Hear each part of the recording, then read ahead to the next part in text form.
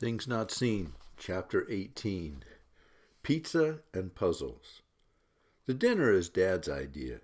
He calls from work late Monday afternoon and tells Mom that he called Alicia's dad and invited their family to come for pizza at 7:30. Mom squawks, but it's already set up, so we're having a dinner party. Except it's not really a dinner party. It's a meeting. About me. Dad finally wants to talk deep science about the Bobby situation, and the rest of us will have to make the best of it. When sets of parents get together, it's always risky for the kids. Back at the beginning of fourth grade, I had this friend named Ted. We had fun messing around at school, and he came to my house for an overnight once. Then, Mom got the bright idea that his family should come for dinner. Ted's parents were nice people, just not educated like Mom and Dad. Ted's dad ran the parts department at the Ford dealership, and his mom was the secretary at a real estate agency. It was a bad night. Mom wore a black dress and pearls, and she cooked this fancy meal. Dad wore a sport coat and tie, and he was icing down some expensive wine when the doorbell rang. Ted's folks walked in wearing jeans and matching Disney World t-shirts, and they handed Dad a cold six-pack of Miller Lite to help the party along. And that night pretty much ruined my friendship with Ted. But tonight's different. Tonight is more like a science seminar, and under the circumstances, everybody seems pretty comfortable, except maybe for Mrs. Van Dorn. She doesn't really want to be here.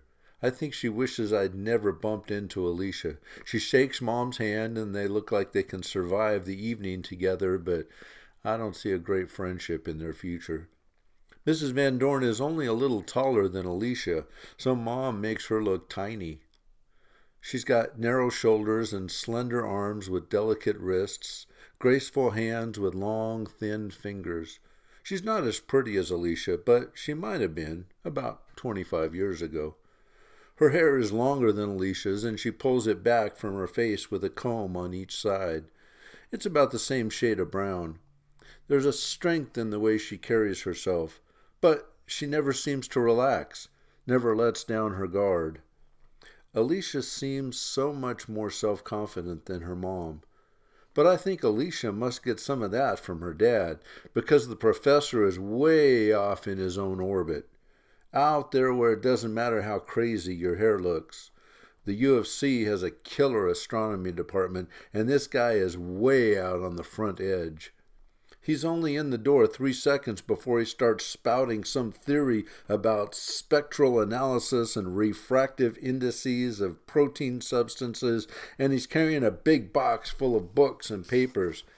Dad nods as the professor talks, and then he flips out some chunks of jargon, and all the while they're both peering at the well-dressed young man who's got no hands or head poking out of his flannel shirt, which is me. I'm thinking it's going to be a long night, and the slightly embarrassed look on Alicia's face tell me she agrees. Still, it's hard to ruin pizza and root beer and ice cream, and once the eating starts, things loosen up. During dinner, everyone's careful not to talk about Bobby, the missing person, or the cops, or jail time, so there's nothing to do but chat and try to be happy. Mom and Mrs. Van Dorn, who has now become Julia, discover that they both went to Northwestern and both majored in English literature. So they're in academic heaven, talking about this professor and that course and this novel and that poem, and all of a sudden I'm afraid that they might turn into good friends after all, because I bet having moms be pals is almost as tough on kids as having moms who can't stand each other. So after dinner, the dads are in the front parlor with the French doors closed, leaning over a big round table, each scribbling away on pads of yellow paper, spinning out theories like madmen. Dad has his collection of books and articles spread out on the card table within easy reach. I look through the glass door, and I can see my file folder there on the corner of the card table, my timeline, and the lists of stuff in my room. It looks like they've got a long night ahead of them. Alicia and I are sitting on the floor of the living room coffee table, and we're done with our pizza. The moms are sitting on the couch, jumping up every few minutes to pull a favorite book off the shelves, laughing and impressing each other with their deep mutual love of literature. And I whisper to Alicia, "Let's go online, okay?" And she nods, as eager to escape as I am. Mom glances at me as we stand up. She reads my mind, which is something she's too good at, and says, "Remember, Bobby, if you send any email, erase your tracks from the hard disk when you're done." It's a lot quieter in the study. I help Alicia to the chair beside the desk. The computer starts humming, and I ask, "Do you use the net much? It's pretty visual." Alicia pulls her legs up under her on the chair. "I've got some pretty good voice and text software, but I'm going to learn how to use those Braille readers. But sites like National Public Radio and news sites have a lot of audio, plus music sites. And when I need to get information, I usually need a guide. At the library, I can get a reference assistant. As a last resort, my mom will always help." Last resort, huh? Very last. Does your mom work? Alicia makes a face. Yeah, she works on me. I'm her big job. She used to work for a public relations company, did a lot of traveling to New York and LA. Now she does a little writing and a little consulting and a lot of looking after Alicia. Unexpected career change.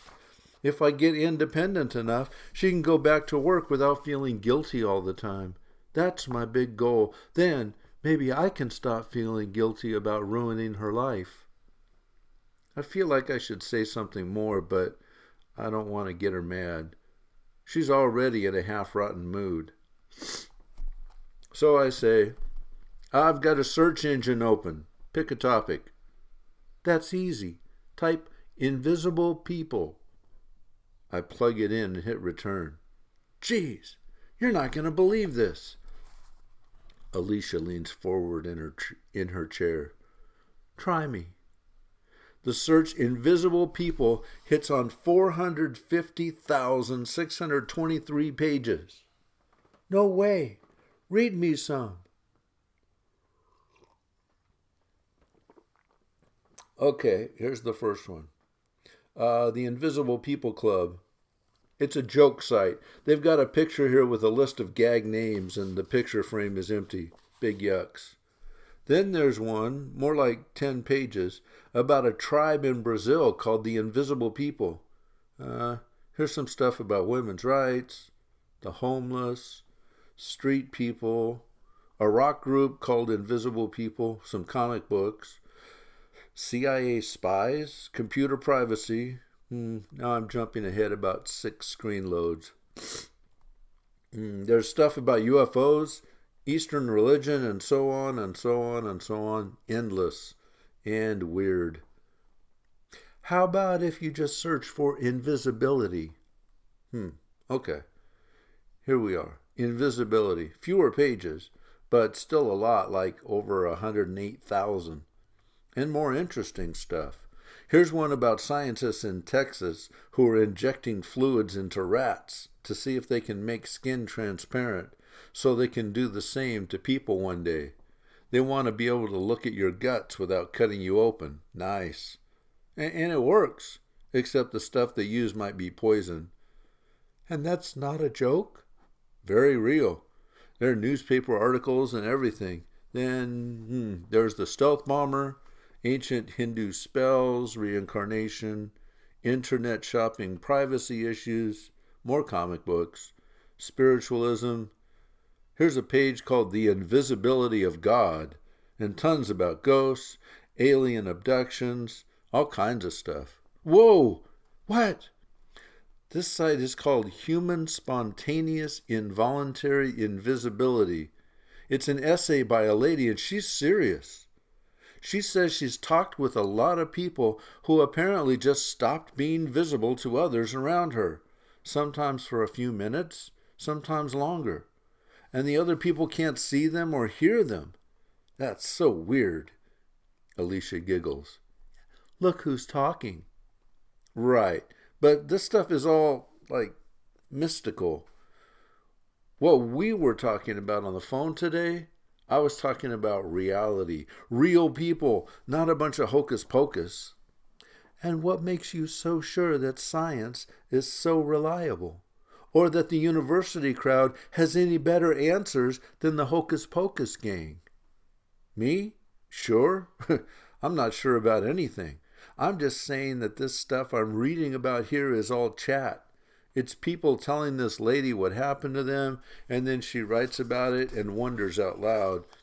She's not saying she ever actually saw anyone in that condition. Oh, like my dad, the scientist, says when he points at me, "This is an event. I'm right here and my matter isn't reflecting any light." What's happening to me isn't hearsay or rumor or theory, so I guess that's why I'm not into the abracadabra scene. I'm an event. And out of the corner of my ear, I hear myself. I'm being very logical, like Dad. Pretty scary. The logic is working because Alicia's agreeing with me.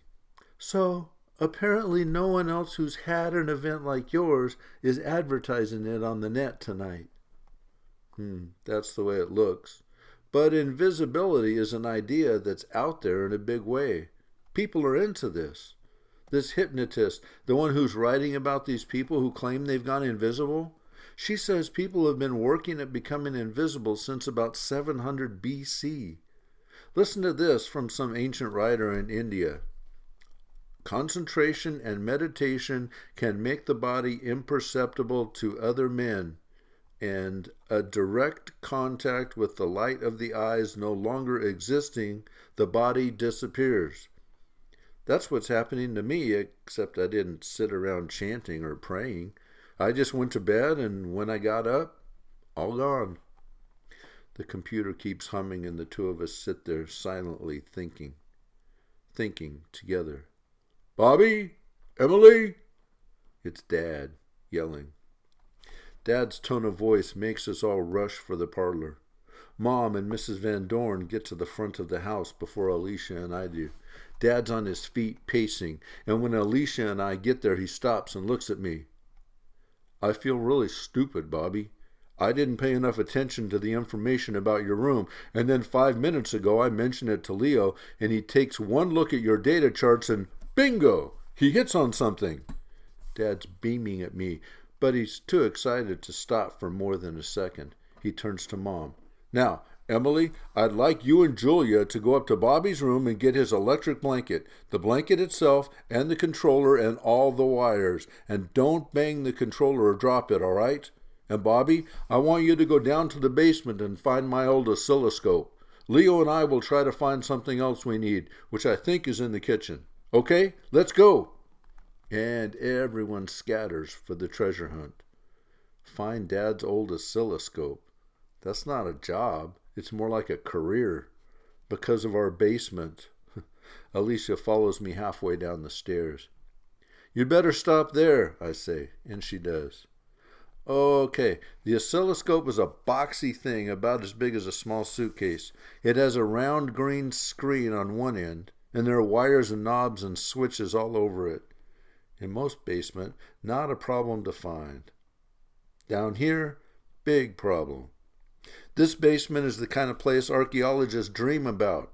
I'm looking at a 20-year history of the technological revolution of America. Alicia sits down on the steps. "What do you mean?"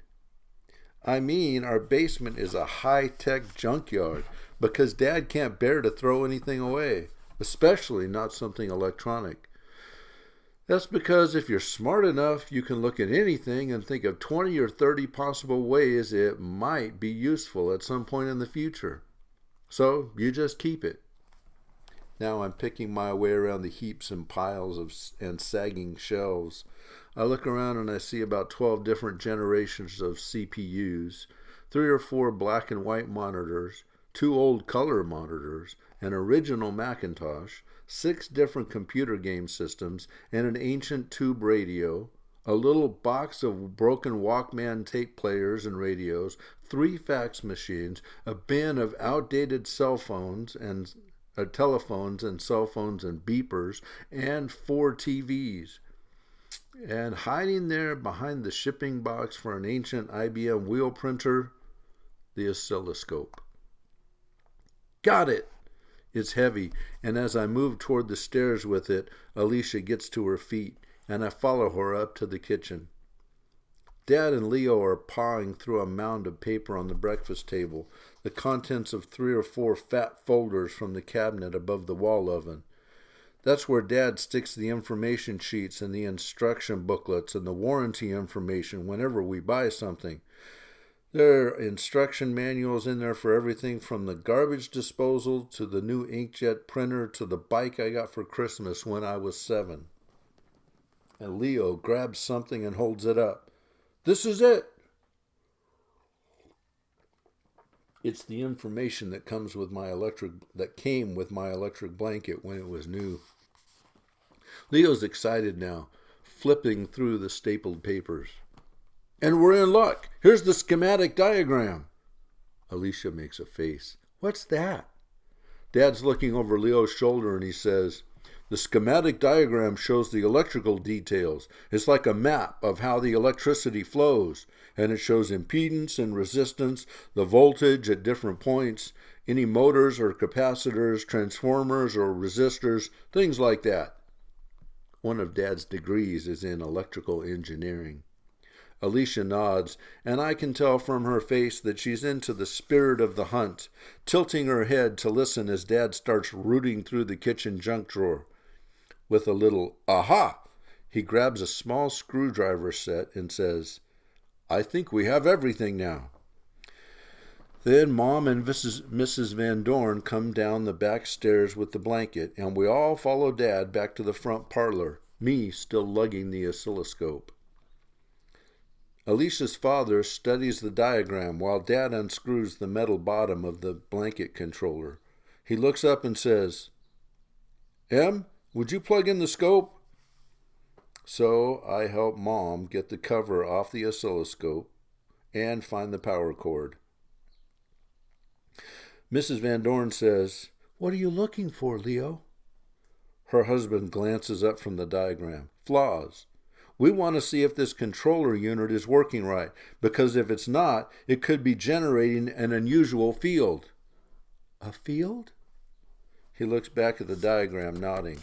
Electric blankets always create an electron field of some sort, because you can't run power through 10 or 12 yards of wire without causing an electromagnetic disturbance.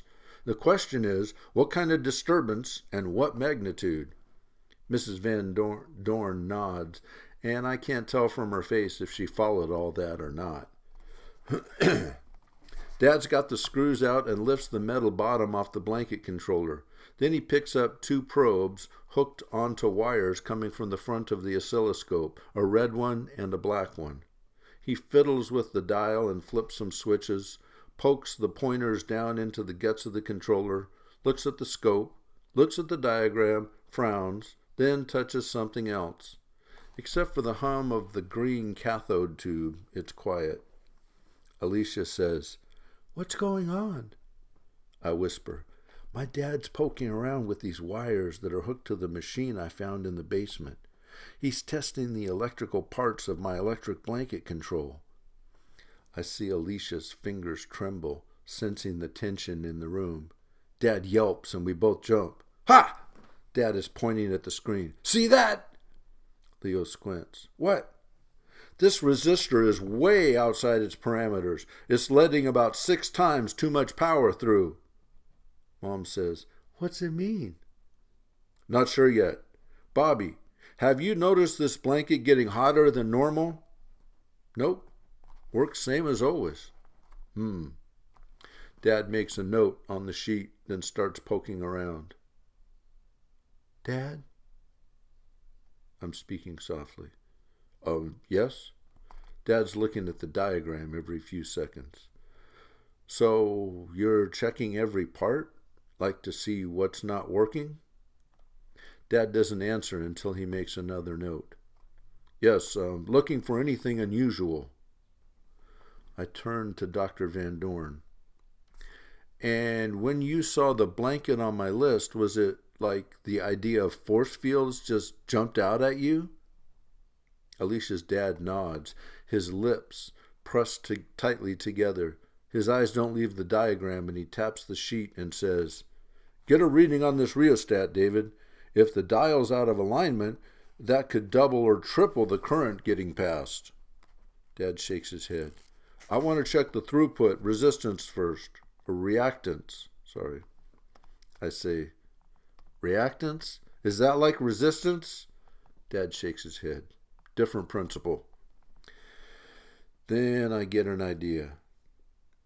"Hey, Dr. Van Dorn, should we check out the other stuff on my nightstand? There's an old phone and a digital alarm clock, too. I mean, they sit right there on the table, right next to the electric blanket controller. Do you think maybe they're throwing off electrical field, too?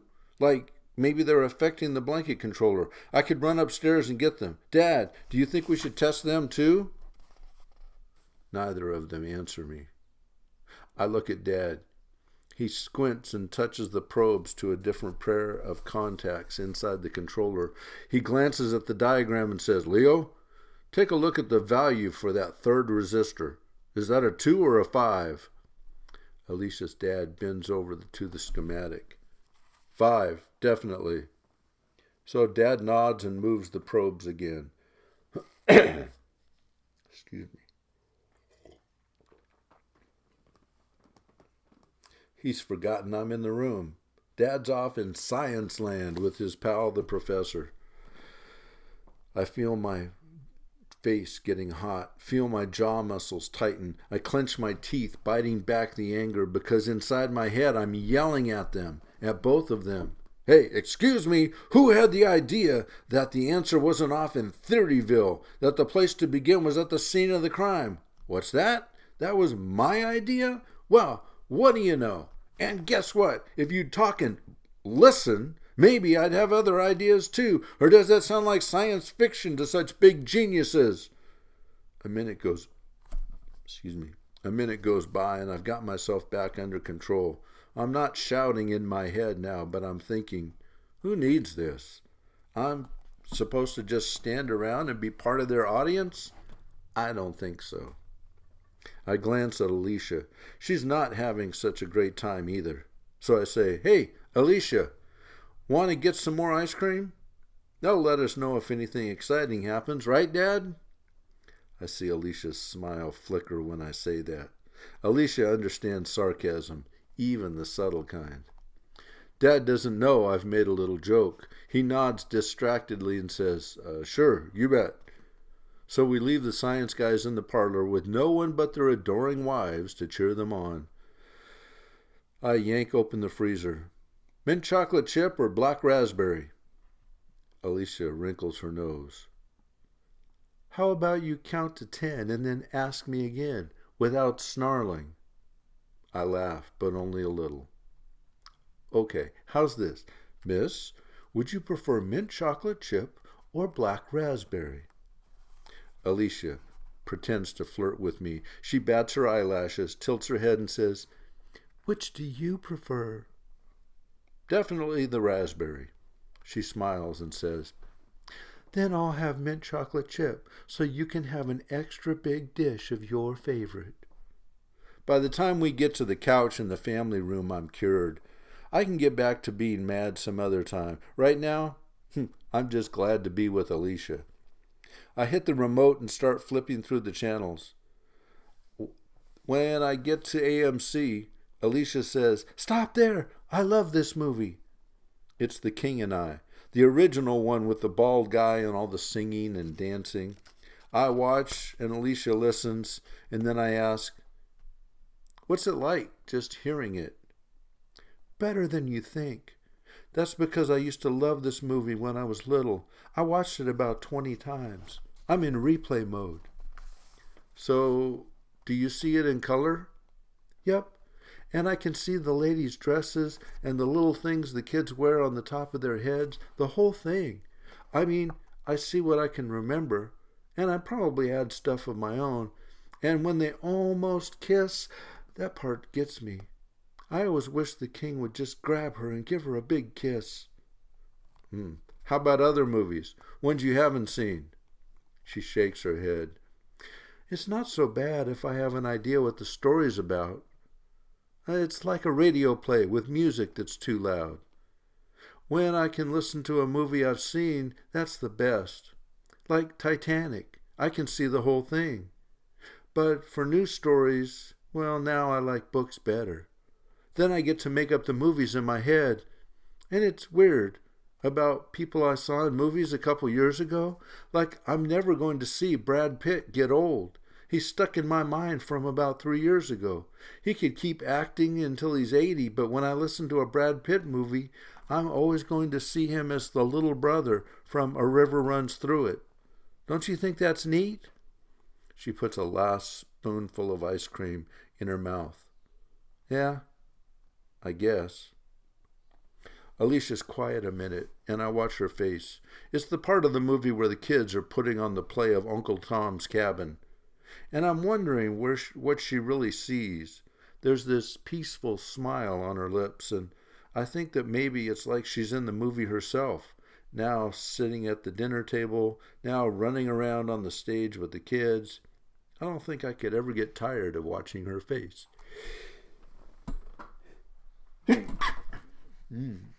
Oh, excuse me. She shifts expression and tilts her face toward me. You're staring at me, aren't you?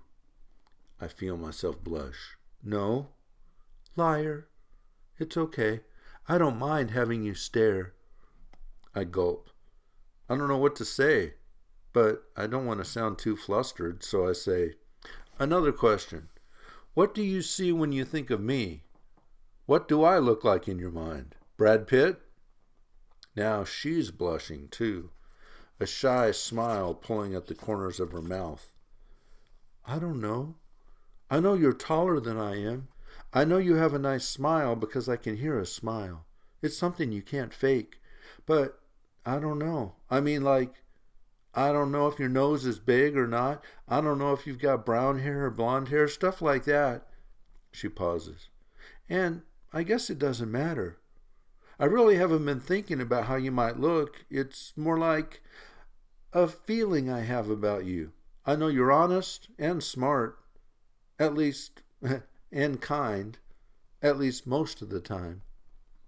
Don't forget loyal and trustworthy. You've got me sounding like the perfect Boy Scout. I'm choosing words carefully.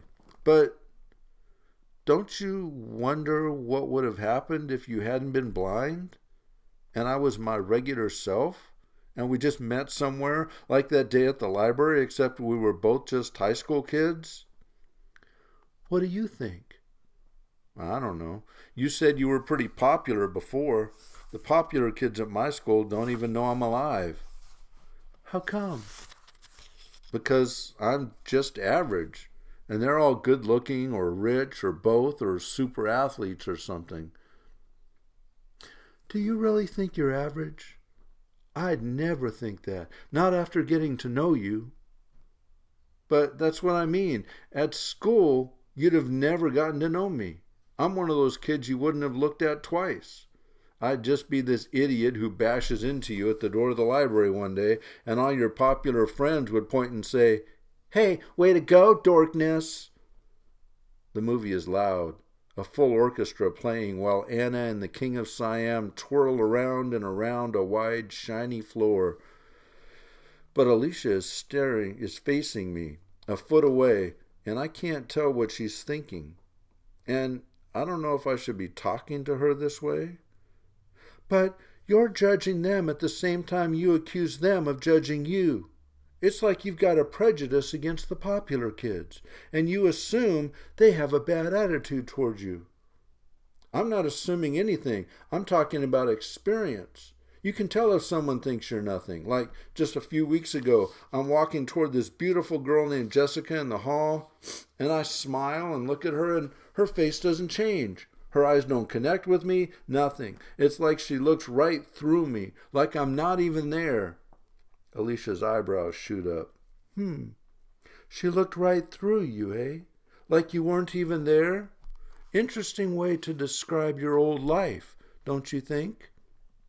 In the movie, the young girl who's run away from the palace has been captured, and now she's on her knees before the king, awaiting her death sentence. I see what Alicia's saying, but I'm not going to get sucked into some stupid psychobabble session. So I just clam up, sit back, and look at the TV. Alicia senses that I've turned away, so she lets the conversation drop. We're still sitting there 20 minutes later when her mom comes in. Alicia, time to go now. Alicia stands and takes her mom's elbow. Did they get the blanket figured out? I tense up because that's an important question right now. Mrs. Van Dorn pauses. It's just half a second, but that pause tells me everything. She says, I'm not sure. You have to ask your dad about that. Bobby, it was nice to visit. You have a lovely home. I'm sure everything is going to work out all right for you. I'm standing too, facing Mrs. Van Dorn. I say, thanks, but I don't mean it. I don't mean it because I don't believe what she said, that everything is going to work out all right. It's just something parents say. It's something they say at bedtime so you won't lie awake worrying all night like they do. They hope things will work out okay. They might even believe things will be all right in the end. But are they sure? Really sure? And when I look at Dad's face and see the strained way he shakes hands and says goodnight to Alicia's dad, I know I'm right. No one knows anything. It's all guesswork.